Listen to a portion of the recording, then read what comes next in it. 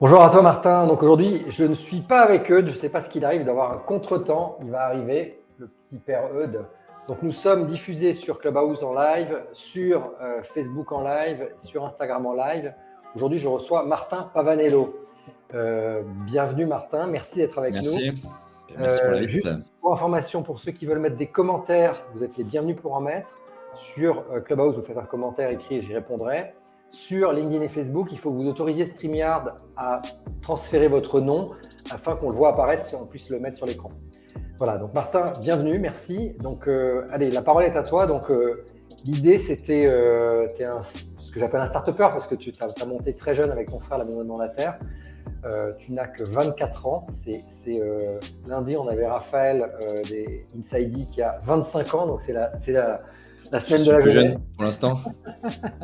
Non, je crois qu'on a eu deux, trois auditeurs qui étaient interviewés, qui étaient aussi jeunes aussi, style Justine Parra, des start-upers. Mais nous, ce qui nous impressionne, c'est avec quelle candeur, jeunesse, on dit on n'aurait pas été capable de faire ça à cet âge. Allez, je te laisse te présenter. Vas-y, Martin. Si, il suffit de le faire. Une fois qu'on le fait, on se rend compte finalement, c'est possible. Mais donc Martin Pavanello, 24 ans, encore étudiant, dernière année d'études, école de commerce à Paris.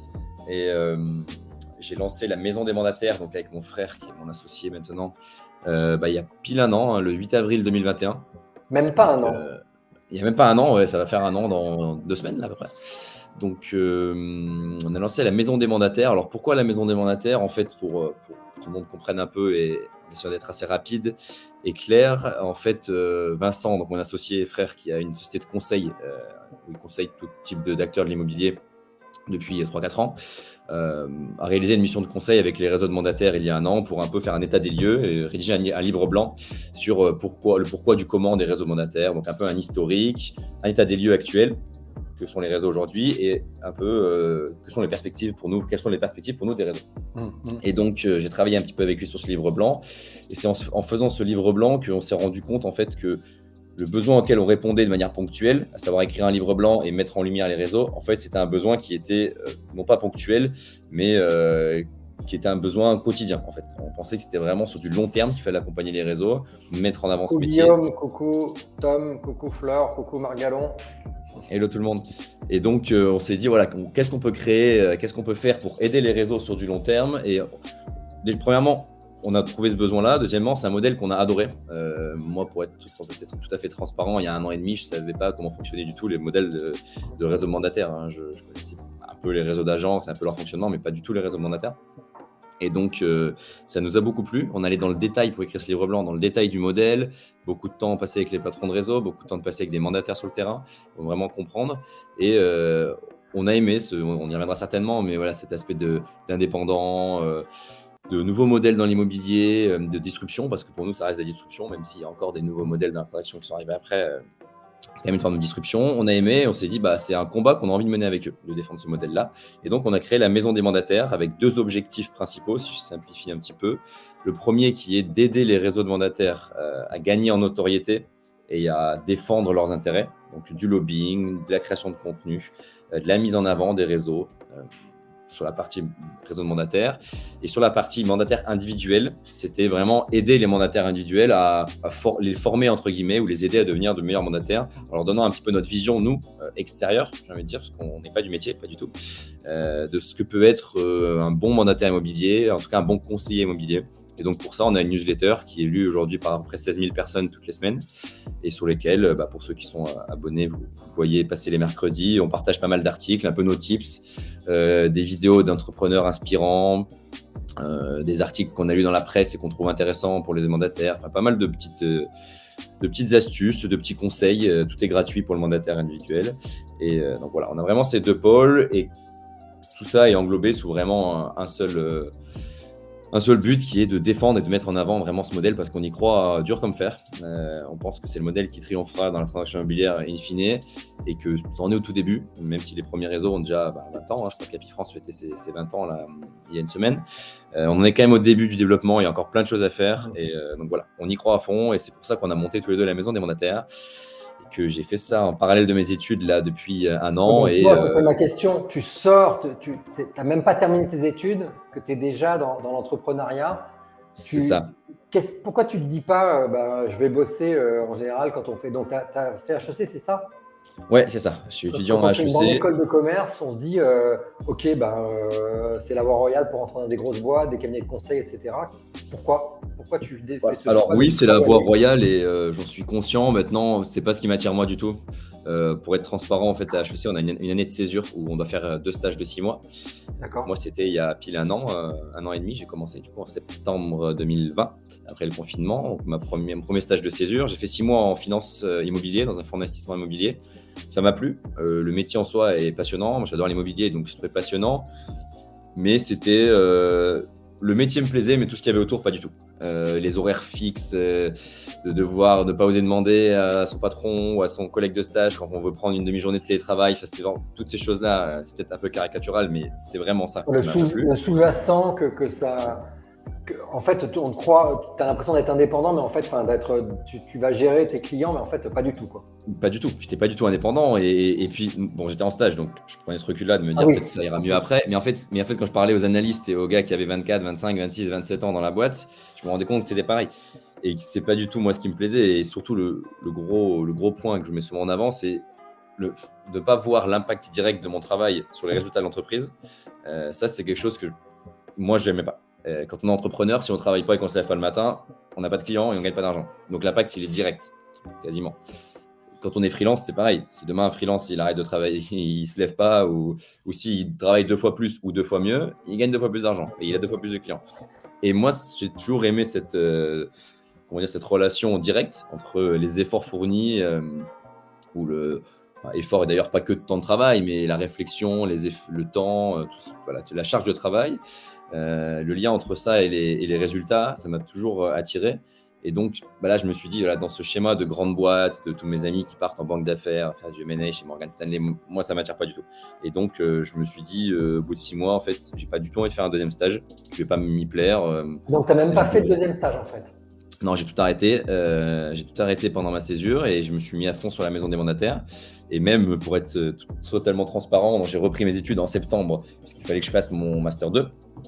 Et Master 2 que je suis en train d'arrêter parce que pareil, impossible de faire les deux, quoi. Donc on va voir si j'arrive in fine à avoir ce diplôme, mais c'est même pas sûr. Mais bon, c'est pour des bonnes causes parce que moi, je sens qu'en un an, j'ai appris mais vraiment 10 fois plus que pendant mes 3 années à HEC. Alors oui, demain, peut-être que la boîte peut s'arrêter, il peut y avoir plein de choses, on peut tomber malade, donc voilà, il y a plein de choses qui peuvent arriver, c'est vrai. Mais bon, voilà, je pense que tu le sais comme moi, parce que tu es aussi entrepreneur, il y a une part de têtu en nous. On aime bien être têtu et voilà, quand je vois que j'apprends plein de choses et que je m'éclate aujourd'hui, j'ai du mal à me dire non, il faut que je retourne à l'école, il faut que je refasse mon stage. Ouais, mais qui a payé tes études d'HEC? Tes parents? Mes parents, ouais. Et tes parents, ils disent quoi? Ils disent Coco, là, Alors j'ai la chance, payer tes études. j'ai la chance que Vincent, mon associé et frère, ait arrêté ses études aussi. Il était à l'ESCP, lui, il a arrêté l'ESCP pour monter une boîte pareille il y a 5 Il n'est ans. pas allé au bout non plus? Il n'est pas diplômé non plus, donc ça m'a permis un peu il est passé en premier, donc c'est plus facile pour moi. Il a un peu tâté le terrain, préparé le terrain. Mais non, s'ils me disent oui, ils préféreraient au fond que je finisse, et moi aussi au fond je préférerais diplômer et me dire voilà, au moins c'est une assurance, puis on verra, ça sera peut-être le cas, mais bon, ils savent aussi que si je le fais pas, c'est pour la bonne cause et que je suis pas non plus du genre à dire que ça m'a rien appris. Je pense que les 2 ans de prépa aujourd'hui, 90% des choses que je fais, de ma manière de travailler, c'est ce que j'ai appris en prépa. Donc pour un autre monde, je ferai autrement. Mon réseau aujourd'hui que j'ai créé, c'est en partie grâce à l'école. Donc j'ai tiré le maximum de ce que je pouvais tirer de tout ça, et c'est pas du tout, je regrette pas du tout, et c'est pas du tout j'ai pas fait ça pour rien, quoi. Beaucoup me demandent, mais c'est dommage d'avoir fait ces 5 ans d'études pour rien. Moi, c'est pas du tout la vision que j'ai. Tout ce que j'ai fait aujourd'hui, ça m'a servi, et même si ça s'arrête aujourd'hui. Oui, donc tu t'arrêtes pas au fait de ne pas avoir ton nom sur un Yours Book ou je sais pas quoi. Voilà, c'est un peu ça. C'est un peu ça, in fine. C'est est-ce que je veux juste le diplôme papier? C'est le trade-off, et c'est ce en quoi je suis en train d'investir. Le réseau que tu as, c'est pas ça qui est gênant. Donc, tu te lances, tu te dis, ok, je fais même pas de deuxième stage. Mon frère me fait des appels. Vous discutez, vous dites, on pourrait lancer. Il y a quelque chose à amener à ce monde que pas tout le monde connaît, qui est le monde des réseaux de mandataires, qui est en pleine mouvance, hein, on est d'accord, on en fait partie. Et tu te dis, on pourrait lancer ça, il y a un certain besoin. et Vogue la galère, c'est ça? Ouais, c'est ça. On fait quand même un petit. Il y a Tom qui dit j'adore de vrais autodidactes. Ouais, c'est ça. Merci Tom. Merci, Tom. Ouais. Qu'est-ce que je voulais dire? Oui, on commence quand même donc en avril, on sort le livre blanc. On fait des super scores. On doit faire 5-6 000 téléchargements le premier jour. Ça nous a confirmé dans notre idée que c'était un sujet qui intéressait beaucoup de monde. Et pas que des mandataires immobiliers, parce que sur 5-6 000 téléchargements, on n'a évidemment pas 6 000 mandataires. Hein. C'est plein de monde, des amis, des gens qui travaillent dans l'immobilier dans le sens plus large, enfin vraiment tout le monde. Donc on a trouvé que c'était un sujet qui intéressait. On sort ce livre blanc en avril, avec au début dans l'idée de faire juste une newsletter à côté pour parler aux mandataires. La newsletter telle qu'elle est aujourd'hui, hein, c'est la même. Et en fait, on s'est dit quand même, on va faire un petit tour de France des patrons de réseau. C'est à peu près à ce moment-là qu'on s'est rencontrés, nous aussi, Samuel, un peu plus tard, mais c'était un peu dans ce cadre-là aussi. De se dire, on va aller rencontrer tous les patrons.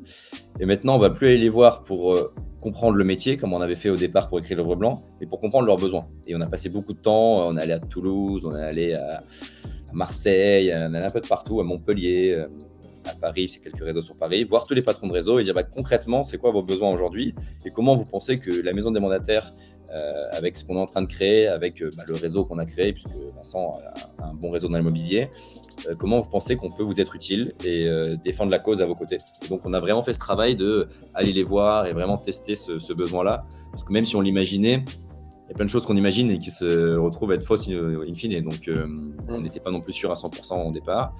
Et ce tour de France nous a complètement confirmé notre idée qu'il y avait ces besoins de lobbying, de mise en avant, de création de contenu.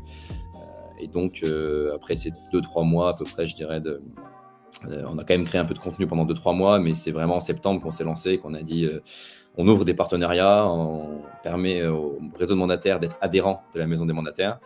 Et à partir de septembre, on a co-créé des choses, plein de contenus, des événements physiques, webinaires, etc. etc. Top. Et c'est vrai que c'est nous, en tant qu'utilisateurs, enfin réseau de mandataires, on voit. Donc, quand tu es dans l'immobilier aujourd'hui, soit tu es franchisé, entre guillemets, soit tu es membre d'un syndicat, si tu as besoin de te renseigner, de te former, etc. Tu as FNAIM ou UNIS, pardon. Et en fait, nous, on a été FNAIM, on est en train de sortir de FNAIM, justement. On sent ce côté très politique, et puis, j'ai été administrateur de la FNAIM, j'ai vécu l'adhésion de KW, Keller Williams, à la FNAIM, j'étais aux adhésions. Je peux vous dire, ça faisait couler de l'encre, ça ne plaisait pas aux adhérents qui disent « Ah, mais qu'est-ce que c'est un réseau de mandataires ?» On a toujours ce côté. Or, votre approche, pour moi, elle est naturelle, elle est saine, elle est beaucoup plus pratico-pratique, en ce sens que pour moi, il y a un réel besoin. Il faut aller faire du lobbying auprès du gouvernement, auprès de tous les ministères, logement, etc. Il faut se faire connaître, il faut faire connaître la profession en tant que telle et la différencier de ce qu'est un agent immobilier avec pignon sur rue. Et personne ne le faisait jusqu'à aujourd'hui. Donc pour moi, vous êtes rentré dans un créneau qui est juste génial. Donc, c'est clair. Et puis, en mode start-up, moi ce que j'apprécie, et c'est pour ça que je t'interviewe, c'est votre agilité. Vous êtes super dynamique. C'est-à-dire, on pose une question, vous revenez, vous êtes force de proposition pour faire des calls, etc. Vas-y, parle. C'est ça, c'est exactement ce que tu dis. L'aspect moins politique, je pense que c'est aussi une force qu'on a et c'est ce qu'aiment bien les réseaux. C'est qu'on ne passe jamais de temps à trop blablater, comme ça se passe dans tous les syndicats, on le sait, et on a eu la confirmation de ceux qui étaient dans les syndicats que tu as cités. On a vu la ministre en décembre. Je pense qu'on a envoyé un mail une fois à tous les patrons de réseau en disant qui peut être intéressé et qui sera là. Le lendemain, on a toutes les réponses. Le surlendemain, on envoie un mail à la ministre et 2-3 semaines après, on va la voir. C'est ça qui est fort en fait, c'est que c'est des petits WhatsApp de temps en temps. Nous, on se parle sur WhatsApp. Il y a un problème, un sujet sur notre site internet. Un article qu'il faut écrire, on s'envoie un WhatsApp et c'est assez rapide. Et nous, on veut rester comme ça. On a quand même un collège des partenaires auquel tu participes. Et on a aussi un comité stratégique dans lequel tous les réseaux se regroupent et on discute tous les 2-3 mois. Mais c'est sur des choses assez concrètes. À la fin du comité stratégique, on a 6-7 points qu'on a évoqués. Il fallait voir un tel ou créer un tel contenu ou faire ci, faire ça. C'est bien clair. Et direct, on se met à l'action, on le fait. Et pendant qu'on le fait, on parle avec les réseaux, on leur envoie un peu notre travail, on leur dit voilà, on en est là, dans la discussion avec la ministre ou avec la DGCCRF par exemple, on en est là. On essaie d'être assez agile. Et je pense que c'est ça qu'apprécient les réseaux. Puis comme tu le dis, on essaie de représenter un peu tout le monde. Alors, avec une limite, on est la maison des mandataires, pas la maison des conseillers immobiliers. Donc, on a quand même à cœur de défendre aujourd'hui le modèle des indépendants. Peut-être qu'un jour, on fera les deux, mais bon, c'est pas du tout prévu et c'est pas ce en quoi on croit. Donc, on reste sur ce modèle d'indépendant. Par contre, au sein de ce modèle d'indépendant, comme tu l'as dit, il y a plein de modèles différents. on a des réseaux comme IAD, qui sont des réseaux purs MLM avec 15 000 conseillers. On a des réseaux sans MLM avec 100 conseillers et qui sont simplement présents sur une région de la France. Donc en fait, quand ils discutent tous les deux, ce n'est pas du tout les mêmes enjeux, pas les mêmes problématiques. On avait Marc tout à l'heure de Novimo, c'est ça, par exemple, Marc Gallon. Par exemple, on a Thomas de Liberkeys. Liberkeys, c'est une agence à préfixe, c'est quand même assez différent. Mais je pense que quand il vient aux réunions et qu'il parle de son modèle, ça intéresse autant les agences qui ne sont pas à préfixe que les réseaux de mandataires, que les gros ou petits réseaux. On a du Keller Williams. Keller Williams aujourd'hui est autour de la table et notamment partenaire Gold, donc au comité stratégique de la maison des mandataires. Keller Williams, c'est un modèle qui est complètement différent du modèle de Safety, du modèle de 3G Immobilier. Pour autant, tout le monde est autour de la table et tout le monde discute. Et ça, pour nous, c'est vraiment important. Et on est persuadé qu'aujourd'hui, on ne peut pas dire quel modèle sera gagnant au final, mais si on croit au réseau de mandataires, et en tout cas à ce modèle d'indépendant, et si on veut l'aider à se développer et aller chercher ces 50% de part de marché dont on parle souvent, il va falloir parler entre nous à un moment donné, il va falloir échanger sur les bonnes pratiques. Ça, c'est un point qu'on a beaucoup mis en avant quand on a lancé les adhésions. On pense qu'on est un organe qui permet de l'échange de bonnes pratiques entre réseaux. Et aussi, et là-dessus on est très conscient, il y a plein de mauvaises pratiques aujourd'hui dans les réseaux et on essaye de les résoudre. Quand on est autour de la table avec les 10 réseaux du comité stratégique, on sait qu'il y a tel réseau qui embête un peu tel réseau, qui embête tel réseau, et on en parle vraiment de manière très transparente. On va bientôt créer une petite charte de la maison des mandataires pour mettre un peu tout ça à plat. Et on trouve que c'est bien. Tout le monde discute, tout le monde s'écoute. Et quand on voit que, à l'inverse, quand on parle à la FNAIM, les réseaux de mandataires n'ont pas trop le droit d'y aller, les dialogues sont complètement rompus, c'est dommage. Et non seulement on avance entre réseaux à discuter ensemble, mais on avancerait encore plus si on arrivait entre réseaux à discuter avec les agences immobilières. Bon, ça viendra peut-être un jour, mais pour l'instant. Et comment vous êtes répartis Alors chez vous, la maison des mandataires, donc vous êtes tous les deux, mais d'accord, vous n'avez pas de salariés? Non, pour l'instant. Qui a fait le site, qui fait quoi? Comment vous êtes répartis les tâches entre ton frère et toi? Ouais, on a quand même un développeur qui a géré tout le site. Maintenant, c'est moi qui le gère. En fait, j'ai fait un petit peu de dev à l'école, donc je maîtrise. Tu vois, notre site, il est pas vraiment. C'est un site vitrine. Il y a quand même un petit comparateur, un peu d'envoi de lead, mais c'est pas vraiment un site fonctionnel comme on dit. Il n'y a pas vraiment de fonctionnalité sur le site, donc c'est plutôt de la vitrine et ça, je le gère assez bien. Moi, je gère toute la partie contenu, réseaux sociaux, publication de contenu, création de contenu, CRM, etc. Tout ça. Ouais. Suivi un peu des partenariats, etc. Vincent gère beaucoup la partie lobbying. C'est lui qui va y discuter directement avec la ministre. Il est dans son élément. Il est dans son élément et puis il est plus connaisseur aussi. Moi, je n'ai pas la prétention de dire qu'aujourd'hui, je serais capable de, devant la ministre, défendre tel point juridique des réseaux mandataires. C'est pas ce que je sais faire, c'est pas là où j'ai des compétences. Et donc, lui, il a ces compétences-là et il gère plutôt cet aspect représentation de l'entreprise et lobbying. Même si moi, j'en fais de plus en plus de podcasts, de plus en plus d'interviews pour qu'on soit un peu tous les deux mis en avant. Mais c'est lui qui gère un peu plus la représentation de l'entreprise. Il est président, donc comme un président d'entreprise fait finalement. Et moi, plutôt le quotidien, simplement la newsletter. C'est Vincent qui écrit l'article, souvent, qui fait le petit édito. Pour ceux qui nous suivent, vous voyez qu'il y a souvent un petit édito avec sa tête. C'est lui qui écrit l'édito. Ouais, c'est ça, son petit billet d'humeur, et l'article, c'est souvent lui. Et après, le reste, c'est plutôt moi qui pilote au quotidien. Ouais, donc vous êtes partagé bien les rôles, etc. Et ça roule. Et comment vous voyez donc, je rappelle pour les auditeurs qui nous suivent, la maison des mandataires, qui est quand même assez connue aujourd'hui dans le milieu de l'immobilier, n'a même pas un an. Donc c'est assez fascinant, je trouve, la croissance. On est vraiment dans un mode start-up, fondé par deux frères. Comment vous voyez évoluer cette maison des mandataires, avoir plus de services? Vous voyez rester sur une structure légère? Quelle est votre vision, si c'est possible d'avoir une vision à un an? Ouais, c'est une question qu'on se pose tous les jours. Je dirais la production de contenu va augmenter. On va aller plus vite et on va faire beaucoup plus de contenu. Là, bientôt, on a les interviews vidéo des patrons des réseaux qu'on est en train de réaliser qui vont sortir. Donc, ça fait partie des contenus supplémentaires. On a une série qu'on va réaliser tous les ans qui est l'interview des 10 meilleurs mandataires qui sont les meilleurs mandataires de leur réseau. Donc, sur nos 10 plus gros réseaux, en gros, on prend le meilleur vendeur et on l'interview pour, parler un peu du métier, de ses astuces, de ses conseils. Donc, ça, c'est une série d'interviews qu'on est en train de réaliser et qui va bientôt sortir. Donc, un peu plus de contenu. On a notre baromètre aussi, on en a parlé un petit peu tous les deux, Samuel. Notre baromètre qui fait vraiment un état des lieux chaque année des réseaux de mandataires. Donc, combien de croissance entre 21 et 22, combien de mandats signés en plus, combien de conseillers en plus, toutes ces choses-là. Donc, plus de contenu, ça, c'est sûr. On va même se staffer un petit peu, certainement. recruter quelqu'un pour nous aider sur la partie contenu. Bon, et ensuite, on a cette base de mandataires. On ne le cache pas, hein, aujourd'hui, on a 16 000 mandataires. Ça sera très vite 20 000, très vite 25 000. Et ben, on se pose la question, est-ce qu'il y a un moyen de monétiser ça? Est-ce qu'un jour, on vend des petites formations?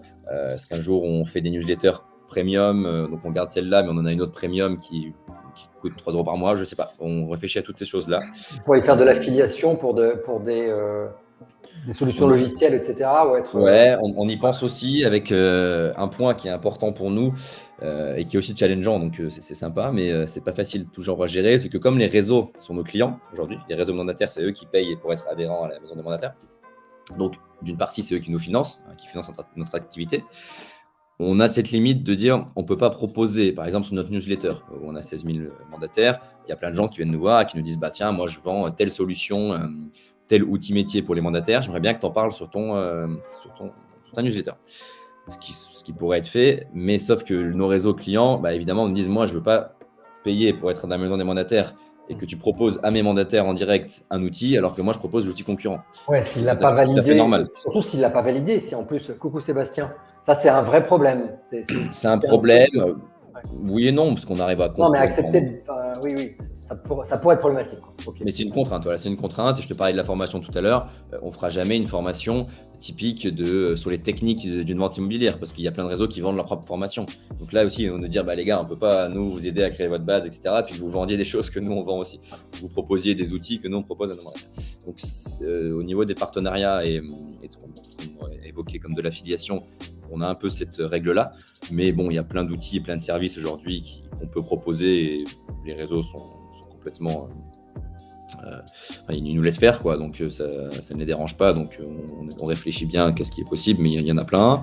Et puis sinon, oui, faire du contenu payant, plein de choses, peut-être faire vers quoi, à mon avis, il ne faut pas aller, et c'est une des, pour moi, en tant qu'utilisateur et client de la FNAIM notamment, où on a été franchisé, ce qui nous a dérangé, c'est quand tu as ce que j'appelle des marges arrière, c'est-à-dire des partenariats un peu trop forts avec, ils pourraient être partenaire référencé FNAIM ou je ne sais pas qui, je dois avoir donner une com au syndicat.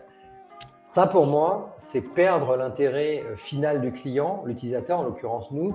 Si tu mets en avant, c'est ce que tu viens un peu de dire, une solution plus qu'une autre parce que elle te finance, elle est partenaire. Ouais. Nous, on veut avoir le meilleur conseil, le plus objectif de la solution qui est la meilleure pour nous. Si tu ne veux pas celle qui va te ramener le plus d'argent. Non, c'est clair. Je te rejoins, ça peut vite être problème. Il faut faire attention. Ouais, c'est clair. Et c'est pour ça que, voilà, vous verrez, on est en train un peu de sonder pour une dizaine de partenariats avec des boîtes qui ne bossent pas du tout avec les réseaux, donc tu vois, pour lesquels il n'y a pas de conflit. On est en train de bosser un peu avec des boîtes comme ça et plutôt sur un modèle de création de contenu commun, en fait. C'est plutôt là-dessus qu'on veut aller.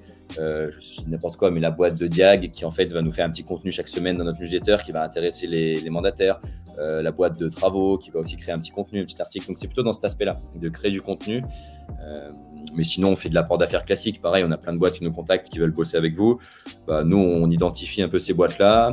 Et puis après, on les propose au réseau en disant voilà qui nous a contactés. Si ça vous intéresse, allez dealer avec eux. Mais nous, on se met pas entre vous parce que, comme on disait, si on affiche un partenariat officiel, trop compliqué. Et puis, quand tu as 30 clients, on en a 30 clients aujourd'hui, il y a forcément plein qui sur un même segment n'ont pas le même partenaire. Donc, qui sait qu'on va favoriser, etc. Trop compliqué. Donc, on n'a pas voulu se mettre là-dedans et on s'y mettra certainement pas. Ensuite, on a des réflexions un peu sur... en fait, on se rend compte que les mandataires nous soutiennent beaucoup. Ils sont très contents et ils sont très reconnaissants du fait qu'on les défende. En fait, il y a les réseaux qui les défendent, ça c'est sûr. Quand je suis mandataire WeLoge, mon réseau me défend. Quand je suis mandataire Safety, mon réseau me défend et c'est normal. Je pense qu'ils y voient d'un bon œil le fait que des gens externes en fait à ce métier-là, que vraiment une entreprise externe, neutre, une communauté neutre, entre guillemets, c'est ça. Et neutre, complètement neutre, les défendent. Et du coup, on a une très très bonne relation avec les mandataires qui souvent nous envoient plein de messages, très contents et on est heureux de ça et fiers de ça. Et donc, on se dit, est-ce qu'il n'y a pas des petits comités régionaux, la maison des mandataires Rhône-Alpes à créer, des choses comme ça pour se rencontrer?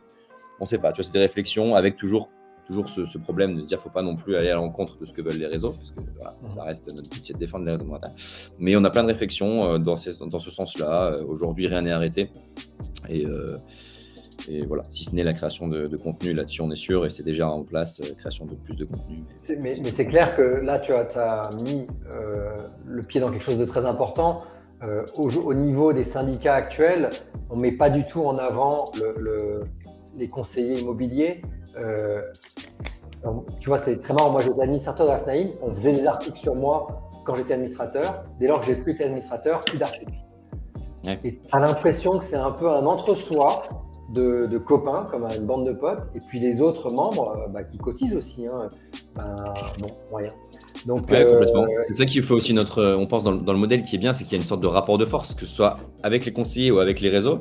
C'est que quand on va voir les conseillers, on leur dit nous, on ne peut pas faire tout n'importe quoi parce que derrière, il y a vos réseaux. Donc vous aussi, n'allez pas, on les voit sur les réseaux sociaux, des fois, avec des discours qu'on cautionne pas du tout, on a ce dialogue avec eux, de dire voilà, nous, on bosse avec vos réseaux, on veut bien vous défendre, mais derrière, vous ne pouvez pas dire n'importe quoi sur les réseaux sociaux. Et à l'inverse, les réseaux de mandataires, on a ce rapport de force qui est assez sain, de dire on a quand même aussi 16 000 de vos gars qui nous suivent.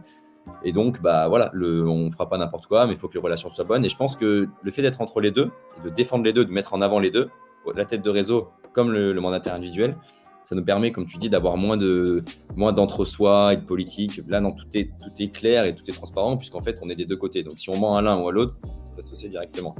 Donc, ils sont super contents, les conseillers, d'être mis en avant. C'est vrai que nous, on le fait beaucoup, mais ça l'est, tu viens de le dire, de l'être mis en avant par ton réseau, par quelqu'un d'extérieur, ça fait encore plus plaisir. Moi, je trouve que c'est une vraie reconnaissance. Je vois Chaza qui a été interviewée, elle était super contente.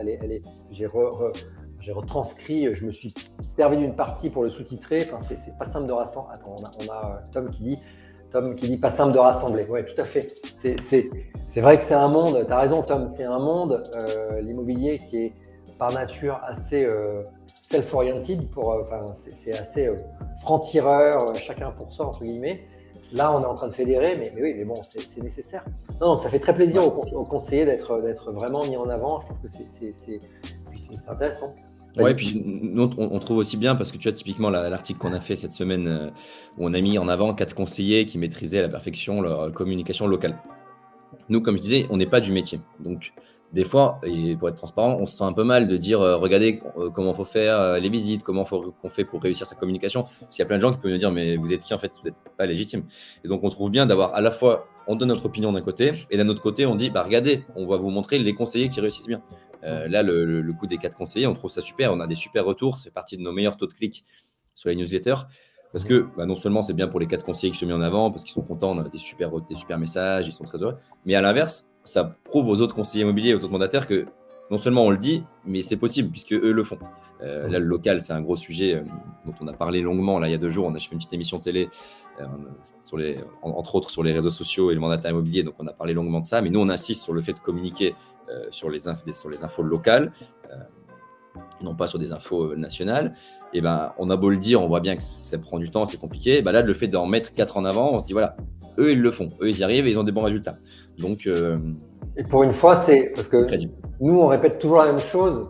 Donc, quand c'est toujours le réseau qui dit ça aux conseillers, ça passe un peu. Quand c'est vous qui le dites, mais tiens, ils ont dit ça là. Ouais, c'est clair.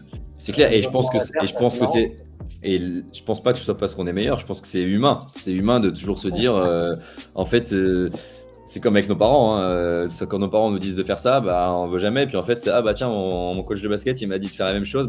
En fait, je le crois lui. Il a raison. C'est pareil. On fait tout ça. Avec des amis, c'est pareil. Dans un couple, c'est pareil, je pense. Donc, c'est bien d'avoir quelqu'un d'extérieur qui défend le modèle et qui appuie ce que vous dites, parce que alors pour le coup sans le vouloir, c'est jamais les réseaux de mandataires, et ça aussi peut-être on peut en parler, mais jamais les réseaux nous disent ce qu'on doit écrire dans notre newsletter, vraiment.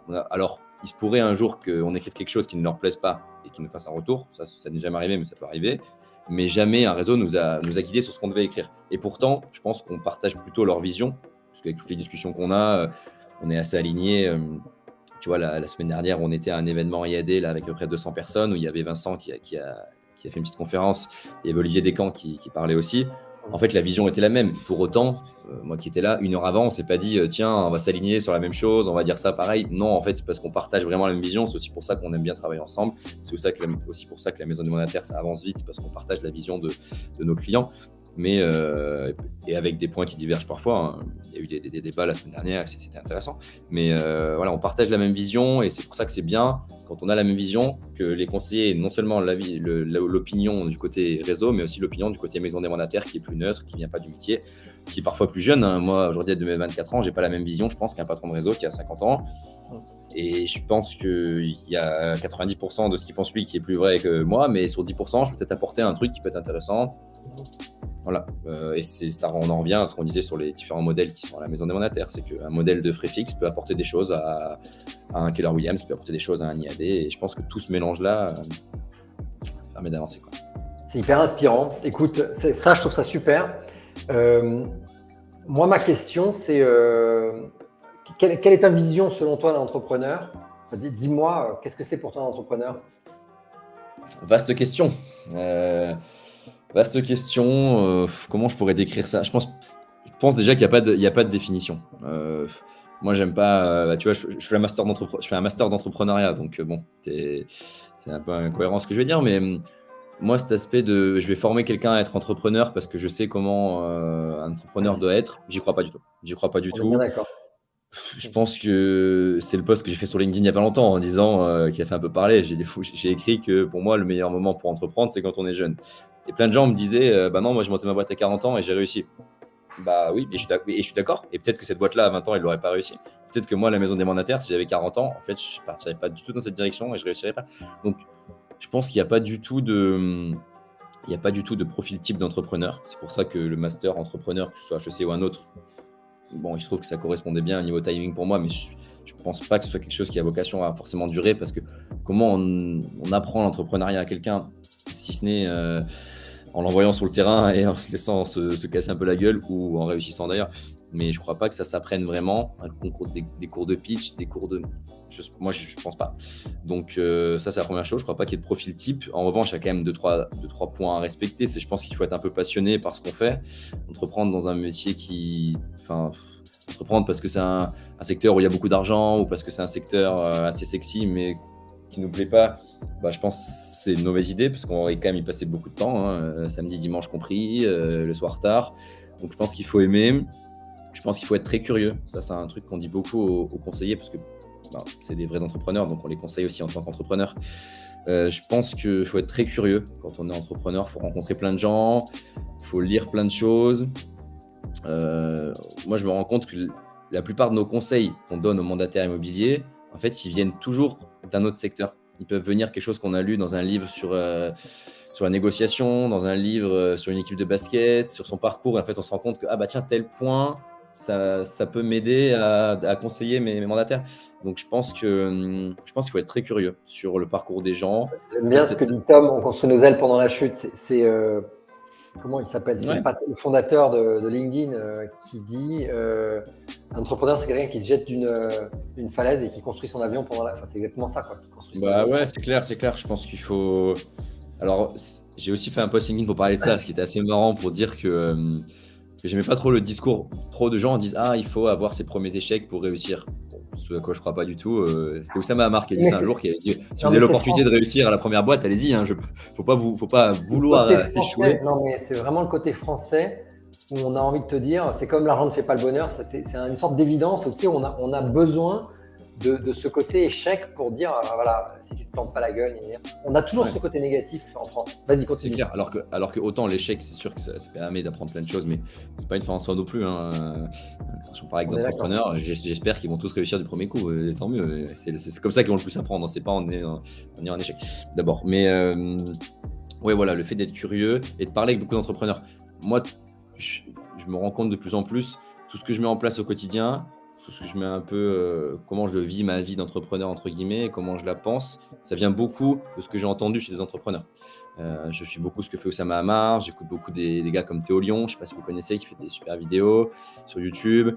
J'écoute pas mal d'entrepreneurs, à la fois des gens comme moi, jeunes, mais aussi pas forcément, aussi différents. Et je pense que ça permet de s'inspirer beaucoup. Et d'ailleurs, eux, ils ont ce discours-là. Jamais ils disent l'entrepreneur, c'est celui qui va se lever à 6h, aller faire du sport, manger du quinoa et… Non, je pense pas du tout.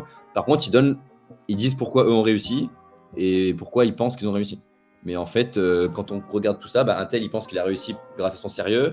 L'autre, il pense avoir réussi grâce à le réseau qu'il a créé. Et quand on met tout ça ensemble, on arrive à se faire un peu une petite idée de comment nous, on peut réussir dans notre métier. Mais je pense que c'est plutôt en s'inspirant de tout le monde, de ce qui se fait, plutôt qu'en se disant, voilà, tel type, ça permet de réussir son entreprise.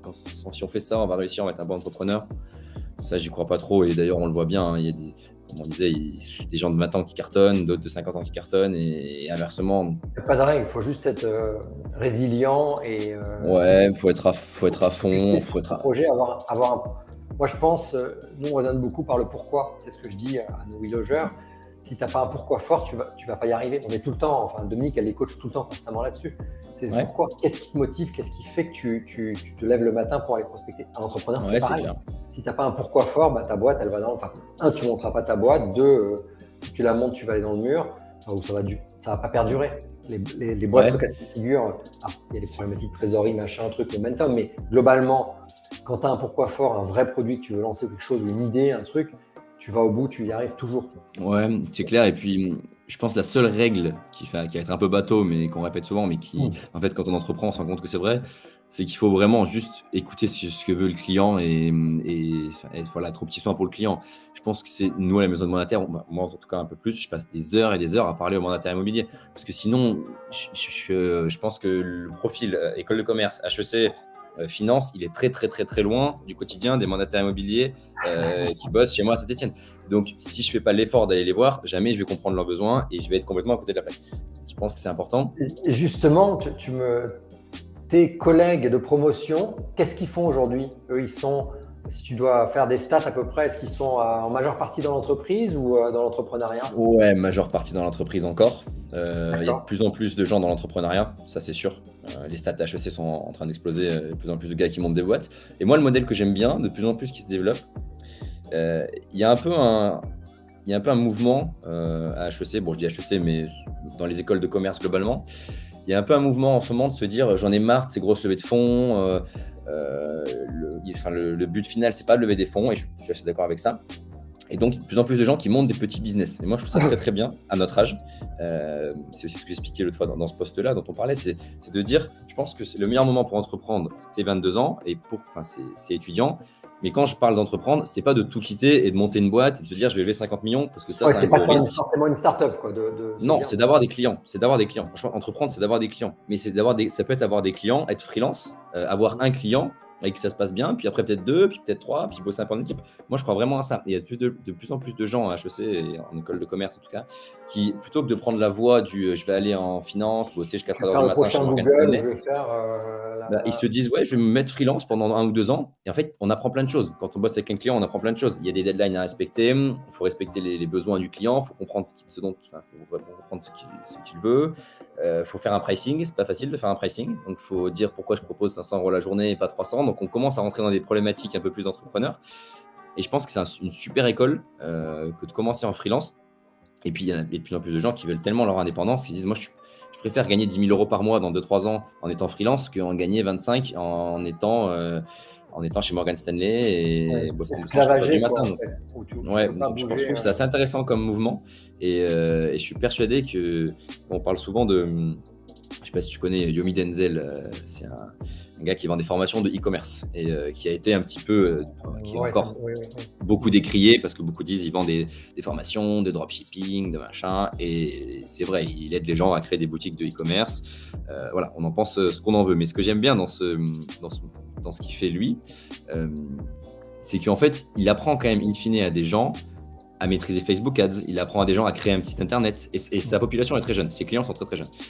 Et en fait, toutes ces petites choses-là, on peut regarder un peu de loin et dire non, mais ils vont vendre des produits de merde, c'est nul. Voilà. Ok, peut-être que la finalité n'est pas top, mais ils vont commencer à apprendre à créer un petit internet, ils vont commencer à mettre un pricing, ils vont commencer à avoir des retours clients, de clients pas contents. Comment on gère ces retours clients, Et pour moi, c'est un peu la même vision, c'est de se dire ça fait faire des choses aux gens. Et je pense que c'est de plus en plus de gens comme ça à HEC qui se disent se lancer déjà, je me lance. Ouais, je crée une chaîne YouTube. Là, on a des gars dans la promo au-dessus de moi qui ont percé sur TikTok. Mais en fait, tout le monde a rigolé au début. Hein. Tout le monde a dit ah, c'est qui ces gars-là? Ils sont HEC, ils font sur TikTok, mais ils sont has-been. Ouais, mais ces gens-là, ils ont créé en un an un vrai business derrière et ils font plusieurs centaines de milliers d'euros. Et oui, ils font ça avec TikTok en fait. Mais ils ont créé une entreprise. Et ils sont Et à ils leur sont compte, voilà, ils sont à leur compte, ils sont entrepreneurs, ils vendent quelque chose, ils font quelque chose. Et c'est pour ça que je pense que j'en vois de plus en plus créer des petites chaînes YouTube, être un peu influenceur TikTok, créer des petites formations sur la crypto-monnaie. Voilà, je trouve que c'est bien. Et il y a moins l'idée quand on est arrivé cette année à HEC, le premier cours, c'était comment lever des fonds. Moi, je trouve qu'on est complètement dans un truc qui... Non, c'est hors du temps. C'était en quelle matière, toi ? C'était mon master d'entrepreneuriat. Je ne sais plus quelle était la matière, mais le premier cours de l'année, je m'en souvenais tout le temps, c'était comment on lève des fonds. C'est même pas créer une boîte. Non, c'était comment on va lever des fonds. Et ça n'a pour moi aujourd'hui, ça n'a aucun sens. Moi, le premier cours, ça devrait être comment trouver un client, comment mettre son savoir-faire en face d'un besoin de client. Pour moi, c'est faire une liste de ce que je sais faire, voilà. Qu'est-ce que je sais faire, qu'est-ce que je sais pas faire, comment exactement. Vendre, voilà. Et qu'est-ce que je sais faire et comment je peux le vendre à quelqu'un. Et sur TikTok, il y a des gens qui disent tiens, moi je suis assez drôle en fait, je peux peut-être vendre un peu mon humour. Ou alors tiens, j'aime bien passer du temps à lire plein de livres, peut-être que je peux présenter des livres sur YouTube et ça va plaire aux gens et ça je sais bien faire. Et peut-être qu'in fine, j'arriverai à vendre une formation. Voilà. Mais au moins, ils font des choses et ils vendent leur expertise. Arriver et dire comment je vais arriver à lever des fonds et bien pitcher, je ne pense pas que ce soit dans la maison des mandataires. Plein de gens nous demandent est-ce que vous allez lever des fonds ? Pas besoin. Et en fait, aujourd'hui, on a un business qui est totalement rentable, qui ne sera jamais scalable. Enfin, on ne fera jamais. C'est pas une boîte qui fera 20 millions de chiffre d'affaires, ce n'est pas possible sur ce modèle-là. Mais en revanche, c'est une petite boîte très rentable. Et aujourd'hui, il y a plus en plus de gens qui veulent. Le problème. Ouais, et tu vois, aujourd'hui. Et puis si demain, moi, je suis très lucide sur le fait que je pense que dans 5 ans ou dans 10 ans, j'aurai envie de créer une grosse boîte très scalable. En levant des fonds, peut-être, tu vois. C'est fort probable. Mais il y a de plus en plus de gens qui veulent créer des petites boîtes comme ça rentables. Je trouve ça bien. Alors, ils n'auront jamais 50 salariés, certes. Mais au moins, ils font quelque chose. Et je pense que pour le coup, et la boucle sera bouclée sur cet aspect d'étudiant entrepreneur, c'est de se dire, c'est une bonne première étape pour après monter un vrai business. Je pense qu'aujourd'hui, si on veut monter un Doctolib, à mon âge, c'est pas possible. Oui, il y en a peut-être 1 sur 1000 qui arrivera. Alors que pour quelqu'un qui a déjà créé une petite chaîne YouTube, qui a déjà managé 1 ou 2 personnes, qui a commencé à vendre un peu des produits, des services, il aura vraiment franchi plein d'étapes pour pouvoir se dire après, ok, là je vais monter une très grosse boîte et là je vais essayer de monter une licorne. Voilà. Et alors, Tom, c'est clair, lever des fonds, c'est être sous perfusion. Je suis pas forcément d'accord avec toi, Tom. Martin vient de donner l'exemple on te dit de lever des fonds pour lever des fonds, mais tu as plein de boîtes qui, pour se gagner, ont vraiment besoin de lever des fonds. Donc complètement. C'est pas forcément. Moi, j'ai bossé dans beaucoup de startups. J'ai travaillé dans les semi-conducteurs très, très souvent. Dans le semi-conducteur, sans fonds, ça coûte cher de faire un wafer de silicium où chaque erreur, ça nous coûtait $250 000. Il fallait refaire des disques, etc. Oui, c'est clair. Moi, je ne suis pas du tout anti-lever de fonds non plus. Hein. C'est plutôt anti. Ouais, c'est ça. C'est lever pour lever ou alors la fin en soi d'un entrepreneur, c'est de lever des fonds. Ça, non. C'est là-dessus où je ne suis pas d'accord. En revanche, la levée de fonds, c'est complètement normal. Et moi, comme je te disais, j'aimerais bien dans 10 ans créer une vraie grosse boîte qui arrive à lever peut-être $100 millions pour se développer, pour aller à l'étranger. Voilà, c'est un modèle totalement louable, différent, mais ok. Écoute, Martin, on arrive à la fin de cette interview. Moi, je trouve que c'est hyper inspirant de voir. Je trouve ta lucidité, c'est-à-dire sur le côté. Je sors d'une grande école, mais je me prends pas la tête en disant tiens, je vais aller chez Morgan Stanley. Moi, ma sœur a fait HEC justement et tous ses potes étaient chez Wix ou HEC. Ils sont, ils ont démarré chez Morgan Stanley. Elle avait démarré chez Deloitte, ou des trucs comme ça, tu vois. Donc, mais qui sont des boîtes qui te bouffent, qui t'usent, qui te pressent le citron un maximum. Qui n'ont pas forcément des valeurs, pour moi, qui ne t'apprennent pas forcément les bonnes valeurs. Et comme tu as plein de gens pour faire les photocopies, les machins, les trucs comme ça, tu n'es pas forcément bien positionné pour lever après ta boîte, pour monter ta boîte, pardon. Si tant est que tu veux la monter ta boîte. Hein. Donc, c'est pas forcément une top école. Ouais, non, c'est clair. Et puis moi, par contre, je suis super lucide sur le fait que je comprends complètement qu'il y a des gens qui aient besoin d'un cadre. Et quand tu as fait HEC et que tu as besoin d'un cadre pour travailler et que tu vas chez Morgan Stanley, c'est la voie royale. Et je comprends complètement, tu vois. Ah, Et puis puis les après, tu as salaires un prêt mirobolants, étudiant à c'est des sujets. rembourser, il faut aussi Ouais, ramener complètement. un peu d'argent, etc. Donc, Complètement. Et puis, c'est quand même des métiers, c'est des métiers passionnants, hein. ouais, ouais. Moi, Mm. je leur tape dessus parce que, entre guillemets, parce que j'aime pas trop la charge de travail, enfin, surtout la responsabilité. Je trouve que c'est des métiers où tu n'as pas assez de responsabilité. Mais en soi, le métier, il est passionnant. De bosser sur des deals de boîtes qui se rachètent à 200, 300, 400 millions d'euros. Moi, Oui, tu si demain j'ai apprends, c'est d'autres l'occasion. manières d'apprendre. Ah Voilà. ouais, c'est super. Moi, je trouve ça fascinant. Maintenant, ouais, si est-ce que c'est le bon trajet pour devenir entrepreneur? Je suis pas sûr. Écoute, c'est hyper inspirant. Je trouve que moi, je trouve impressionnant de. Attends, Gaël qui. Impressionnant de voir comment, à ton âge, tu te dis bon, ben, je vais pas. Je prends le risque de me lancer à mon compte avec potentiellement rien au bout du compte. Ça fait. Tu l'as dit, c'est bien de se lancer jeune parce que bah, si on se. T'as pas encore une famille à charge, etc. Donc, tu peux te permettre de revenir en arrière. Pas officiellement, en tout cas. Voilà. Voilà. Donc, ça Ah va ouais. pour le moment. Voilà. Donc, pour l'instant, Ouais, ouais. merci pour ton temps. C'est top. Bah, merci à toi, Samuel. C'était top. C'était cool de Ouais, répondre à. écoute, à très vite sur les réseaux. Donc, je t'invite à pas répondre aux. Et suivez-nous sur YouTube. Donc, cette interview sera retransmise sur YouTube dans quelques semaines. Suivez-nous sur YouTube, sur les réseaux, sur LinkedIn pour des prochaines interviews. Merci beaucoup.